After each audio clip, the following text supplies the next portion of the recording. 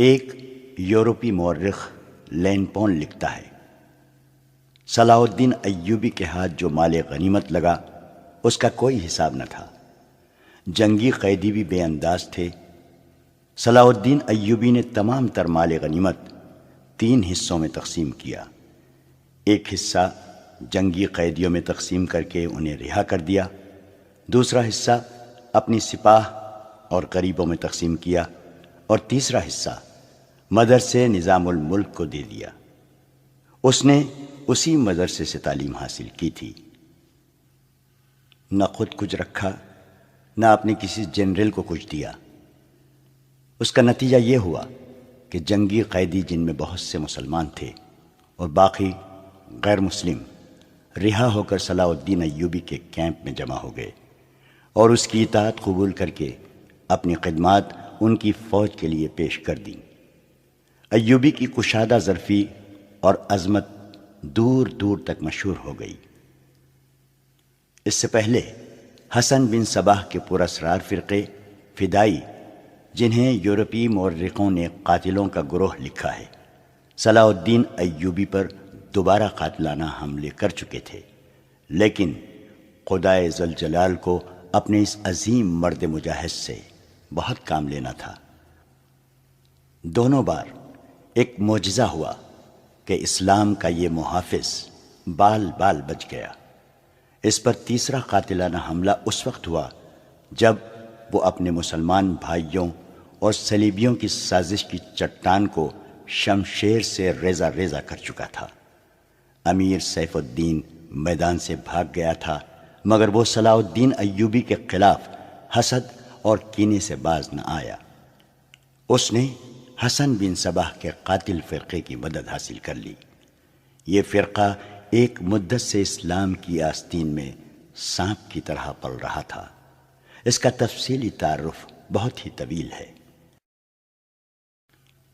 مختصر یہ کہ جس طرح زمین سورج سے الگ ہو کر گناہوں کا گہوارہ بن گئی ہے، اسی طرح حسن بن صباح نام کے ایک آدمی نے اسلام سے الگ ہو کر نبیوں اور پیغمبروں والی عظمت حاصل کرنے کا منصوبہ بنایا۔ وہ اپنے آپ کو مسلمان ہی کہلاتا رہا اور ایسا گروہ بنا لیا جو طلسماتی طریقوں سے لوگوں کو اپنا پیروکار بناتا تھا۔ اس مقصد کے لیے اس گروہ نے نہایت حسین لڑکیاں، نشہ آور جڑی بوٹیاں، ہپنوٹزم اور چرب زبانی جیسے طریقے اختیار کیے۔ بہشت بنائی جس میں جا کر پتھر بھی موم ہو جاتے تھے۔ اپنے مخالفین کو ختم کرنے کے لیے قاتلوں کا ایک گروہ تیار کیا۔ قتل کے طریقے خفیہ اور پراسرار ہوتے تھے۔ اس فرقے کے افراد اس قدر چالاک، ذہین اور نڈر تھے کہ بھیس اور زبان بدل کر بڑے بڑے جنرلوں کے باڈی گارڈ تک بن جاتے تھے، اور جب کوئی پراسرار طریقے سے قتل ہو جاتا تھا تو قاتلوں کا سراغ ہی نہیں ملتا تھا۔ کچھ عرصے بعد یہ فرقہ قاتلوں کا گروہ کے نام سے مشہور ہو گیا۔ یہ لوگ سیاسی قتل کے ماہر تھے۔ زہر بھی استعمال کرتے تھے جو حسین لڑکیوں کے ہاتھوں شراب میں دیا جاتا تھا۔ بہت مدت تک یہ فرقہ اسی مقصد کے لیے استعمال ہوتا رہا۔ اس کے پیروکار فدائی کہلاتے تھے۔ صلاح الدین ایوبی کو نہ حسین لڑکیوں سے دھوکہ دیا جا سکتا تھا، نہ شراب سے۔ وہ ان دونوں سے نفرت کرتا تھا۔ اسے قتل کرنے کا یہی ایک طریقہ تھا کہ اس پر قاتلانہ حملہ کیا جائے۔ اس کے محافظوں کی موجودگی میں اس پر حملہ نہ کیا جا سکتا تھا۔ 2 حملے ناکام ہو چکے تھے۔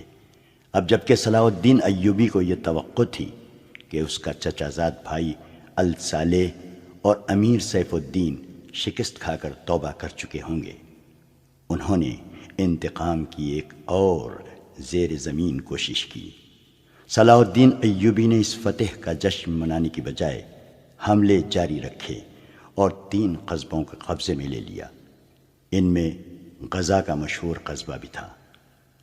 اسی قصبے کے گرد و نواح میں ایک روز صلاح الدین ایوبی امیر جاوا الاسدی کے خیمے میں دوپہر کے وقت غنودگی کے عالم میں سستا رہا تھا۔ اس نے اپنی وہ پگڑی نہیں اتاری تھی جو میدان جنگ میں اس کے سر کو صحرا کے سورج اور دشمن کی تلوار سے محفوظ رکھتی تھی۔ خیمے کے باہر اس کے محافظوں کا دستہ موجود اور چوکس تھا۔ باڈی گارڈز کے اس دستے کا کمانڈر ذرا سی دیر کے لیے وہاں سے چلا گیا۔ ایک محافظ نے صلاح الدین ایوبی کے خیمے کے گرے ہوئے پردوں میں سے جھانکا۔ اسلام کی عظمت کے پاسبان کی آنکھیں بند تھیں۔ وہ پیٹھ کے بل لیٹا ہوا تھا۔ اس محافظ نے باڈی گارڈز کی طرف دیکھا۔ ان میں سے 3-4 باڈی گارڈز نے اس کی طرف دیکھا۔ محافظ نے اپنی آنکھیں بند کر کے کھولی۔ 3-4 محافظ اٹھے اور دوسروں کو باتوں میں لگا لیا۔ محافظ خیمے میں چلا گیا، کمر بند سے خنجر نکالا، دبے پاؤں چلا اور پھر چیتے کی طرح سوئے ہوئے صلاح الدین ایوبی پر جست لگائی۔ خنجر والا ہاتھ اوپر اٹھا۔ عین اسی وقت صلاح الدین ایوبی نے کروٹ بدلی۔ یہی نہیں بتایا جا سکتا کہ محافظ خنجر کہاں مارنا چاہتا تھا، دل میں یا سینے میں، مگر ہوا یوں کہ خنجر صلاح الدین ایوبی کی پگڑی کے بالائی حصے میں اتر گیا اور سر سے بال برابر دور رہا۔ پگڑی سر سے اتر گئی۔ صلاح الدین ایوبی بجلی کی تیزی سے اٹھا۔ اسے یہ سمجھنے میں دیر نہ لگی کہ یہ سب کیا ہے۔ اس پر اس سے پہلے ایسے 2 حملے ہو چکے تھے۔ اس نے اس پر بھی حیرت کا اظہار نہ کیا کہ حملہ آور اس کے اپنے باڈی گارڈز کے لباس میں تھا، جسے اس نے خود اپنے باڈی گارڈز کے لیے منتخب کیا تھا۔ اس نے ایک سانس جتنا عرصہ بھی ضائع نہ کیا۔ حملہ آور اس کی پگڑی سے خنجر کھینچ رہا تھا۔ ایوبی سر سے ننگا تھا۔ اس نے حملہ آور کی ٹھوڑی پر پوری طاقت سے گھونسا مارا۔ ہڈی ٹوٹنے کی آواز سنائی دی۔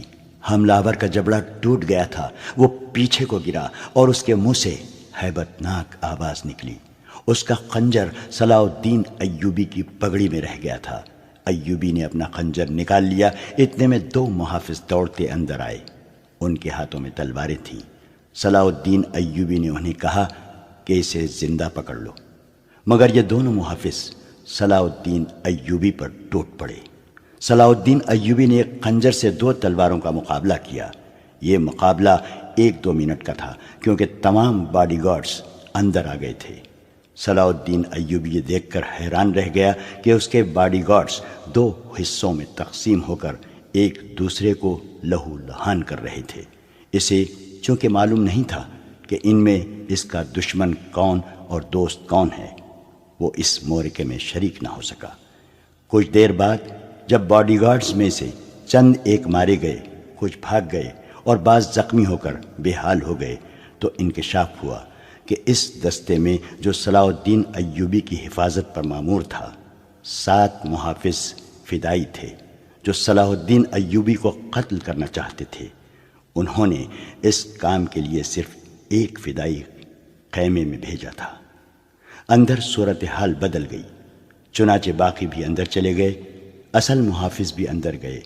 وہ صورتحال سمجھ گئے اور صلاح الدین ایوبی بچ گیا۔ اس نے اپنے پہلے حملہ آور کی شہرک پر تلوار کی نوک رکھ کر پوچھا کہ وہ کون ہے اور اسے کس نے بھیجا ہے۔ سچ بولنے کے بدلے صلاح الدین ایوبی نے اسے جاں بخشی کا وعدہ دیا۔ اس نے بتا دیا کہ وہ فدائی ہے اور اسے کیمشتکن، جسے بعض مورخوں نے گمشتگین لکھا ہے، نے اس کام کے لیے بھیجا تھا۔ کیمشتکن الصالح کے قلعے کا گورنر تھا۔ اصل کہانی سنانے سے پہلے یہ ضروری معلوم ہوتا ہے کہ ان واقعات سے پہلے کے دور کو دیکھا جائے۔ صلاح الدین ایوبی کے نام، اس کی عظمت اور تاریخ اسلام میں اس کے مقام اور کارناموں سے کون واقف نہیں ہے؟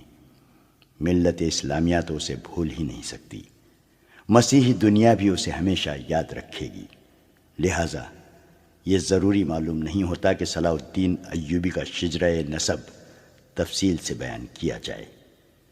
ہم جو کہانی سنانے لگے ہیں وہ اس نوعیت کی ہے جس کی وسعت کے لیے تاریخ کا دامن تنگ ہوتا ہے۔ یہ تفصیلات